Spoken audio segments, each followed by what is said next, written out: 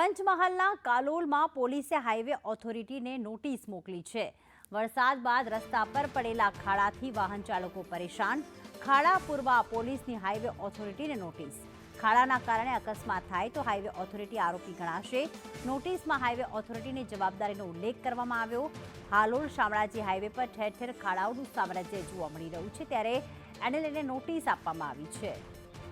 હર્ષદ અમારી સાથે જોડાઈ ગયા છે। હર્ષદ, આ નોટિસમાં કઈ બાબતનો ઉલ્લેખ?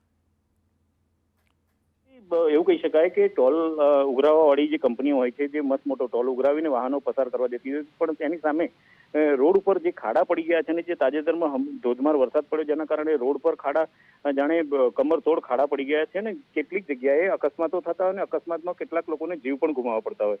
ત્યારબાદ આ બાબતે પોલીસે ઇનિશિયેટિવ લીધું છે અને ટ્રાફિક વિભાગ દ્વારા અવારનવાર ત્યાં ટોલનાકાના અધિકારીઓને નોટિસ પણ આપી, છતાંય ટોલનાકાના ઓથોરિટી અથવા હાઈવે ઓથોરિટી દ્વારા કોઈ પણ પ્રકારના ખાડા ભરવાની કામગીરી ના થતા છેવટની નોટિસ આપીને જણાવવામાં આવ્યું છે કે આ બાબતે કોઈ પણ પ્રકારનો એક્સિડન્ટ કે કોઈ મોત થશે તો તમારી સામે કાયદેસરની કાર્યવાહી કરવામાં આવશે। આભાર હર્ષદ તમામ વિગતો માટે।